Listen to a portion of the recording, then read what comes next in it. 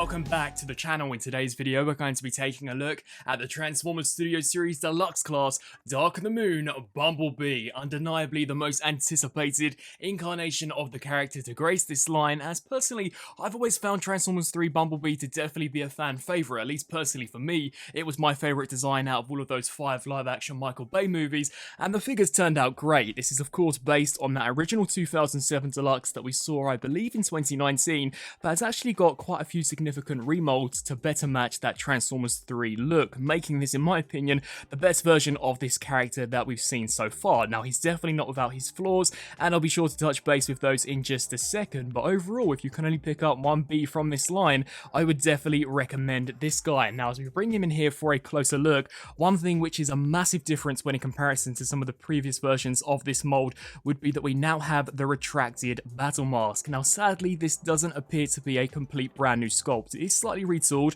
and I'll bring out that clunk of B for a comparison in just a second, but I really wish they could have given us those massive, very emotive bug eyes that we actually see in the movie. I really do think that's what's making this sculpt look slightly off. The eyes are just way too small. Now, granted, the mechanical detail for the mouthpiece looks awesome. I think that gunmetal silver looks so nicely done. Even the side detail there for kind of the antenna looks great. Sadly, we're missing the Autobot logo, but I guess if you really wanted to, you could switch this out with the previous head, and just bringing that in here for a comparison, you can see the differences really are in the smaller details. So here for this guy, you can see that we actually get this detailing here at the top, where that is absent on our new Dark of the Moon version. And as we just take these faceplates in for a closer look, you can see there are just some things that are missing here, such as with this section, you can see we've got this kind of gloopy region, whereas with this piece, it is a complete filled out section. So definitely brand new, but definitely would have much rather a bigger eye sculpt. Now, as we come here to the chest region,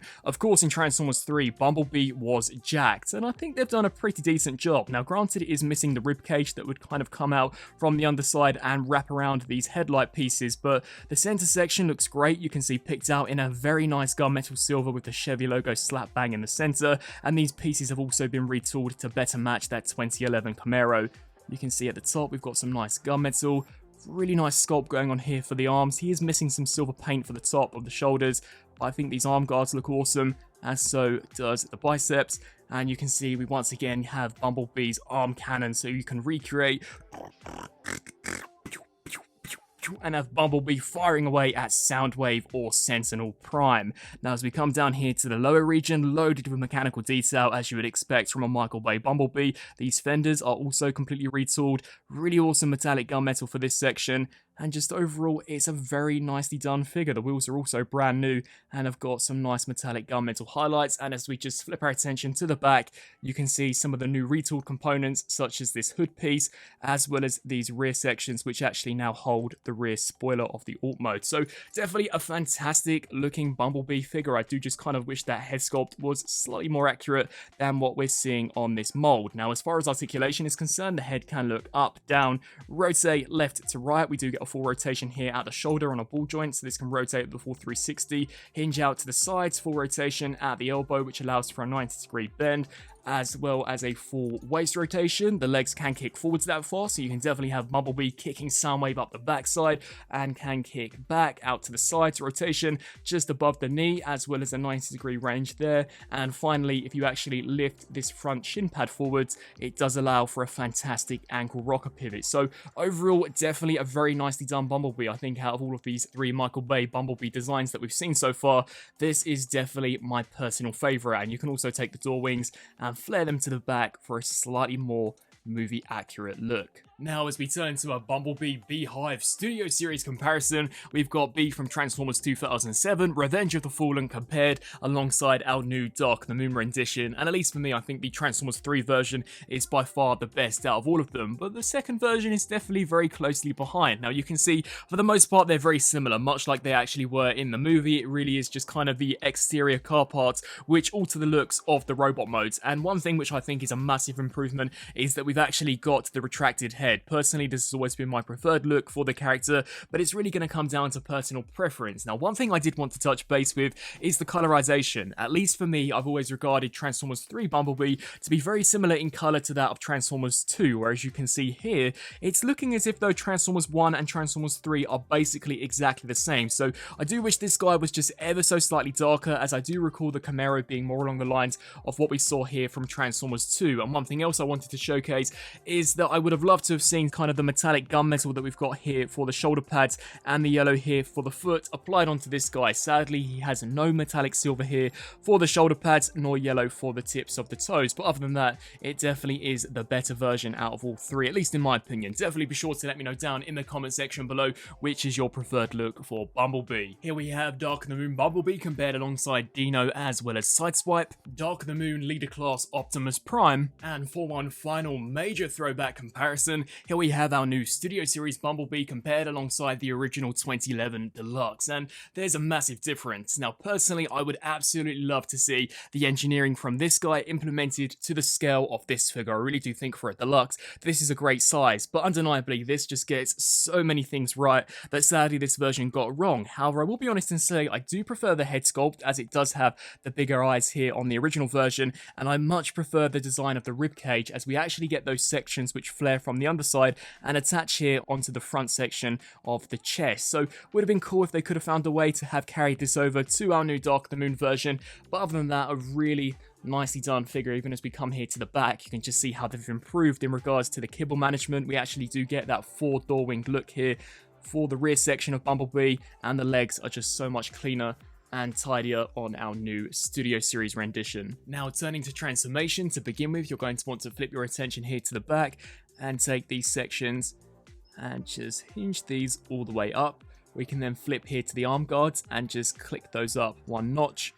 And of course, repeat the same process for this side. I would then recommend hinging these up just to get them out of the way, as now what you'll want to do is take this backpack, disengage this, and hinge all of these pieces out just like this, and basically fold these sections forward so that we can take this and lift this up, as we're actually going to be working here on the waist. Now as far as this section is concerned, you're going to want to rotate here at the waist until the front is now facing the back, and then rotate just above the knee so that the legs or the lower section of the shins are now facing forwards. I would then recommend to take these fender pieces and just click those out like so.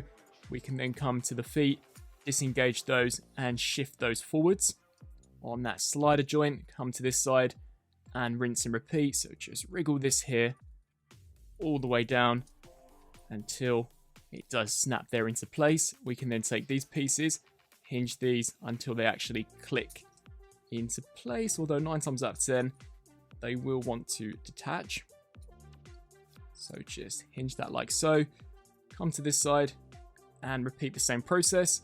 What you'll then want to do is take these shin guards and rotate those all the way up.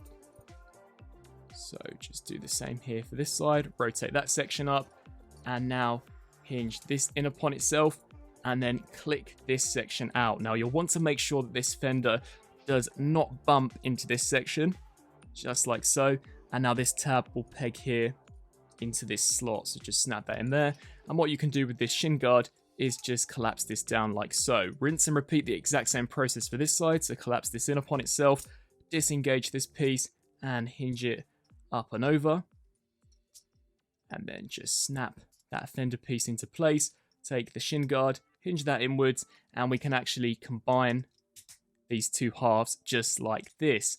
Now you'll want to begin work on the upper torso. So you'll want to detach this front chest piece, take the headlights, pull those forwards, and extend those out, rotate these just like this, and hinge this assembly up and over. You'll want to take this torso plate, dip this section down, as these arms are now going to come down like so, and you'll want to rotate at the bicep so that we're left with something along the lines of this, so that these tabs are exposed facing outwards. Rinse and repeat the same process here for this side. So hinge that down, just like so, and now you can proceed to fold this chest piece back up. What you'll then want to do is rotate these sections down, just like this, bring this entire assembly forwards, and this entire front section is actually going to overlap and fill this middle piece out. So just bring this forward, snap that section there into place, and then the headlights will also click there into place. And then personally, what I like to do is to take the wheels, snap them in there, snap that section into place also. And then as far as the arms are concerned, you'll just want to hinge those up into these cavities, make sure that the head is straightened out.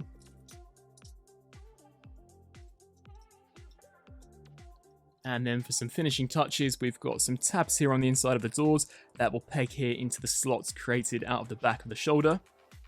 So just snap that in there, snap these panels into place, making sure all of that stays tabbed in. And of course, rinse and repeat. And there we have Dark the Moon Bumblebee fully transformed up into his 2011 Camaro. And once again, by far my personal favourite look for this character out of all of the 5 live-action Michael Bay movies. I absolutely loved how this 2011 Camaro looked, and I think Hasbro have done a fantastic job in recreating it here for the Studio Series. And it's actually really remolded, especially here in Alt Mode. So as far as the front is concerned, this is completely brand new. It's great to see that the Chevy logo is actually painted, unlike the Revenge of the Fallen version, and you can see these side headlights are also a complete brand new sculpt. I believe the wheels are also brand new. One thing that I personally wasn't a massive fan of when we saw some of the promo images would be this lighter shade of gunmetal grey that we've got for the caps. However, upon looking at some of the on-set photos, depending on what lighting Bumblebee is in, these wheels either appear to be completely blacked out or gunmetal like we're seeing here on this figure. So it's really going to come down to personal preference and once again the type of photos that you can find online. But you can see we do have the outline of what would be the Autobot logo. I think as far as the striping on the hood is concerned, it looks fantastic and it actually does go all the way here over the top. We've got the antenna piece as well as of course that really nice rear spoiler. Sadly no carbon fiber detail, but nevertheless you can see we've got these front air vents, which is a really nice attention to detail, as well as this complete brand new resculpted back section, which has also got the Chevy logo, some exhaust pipes and tail lights.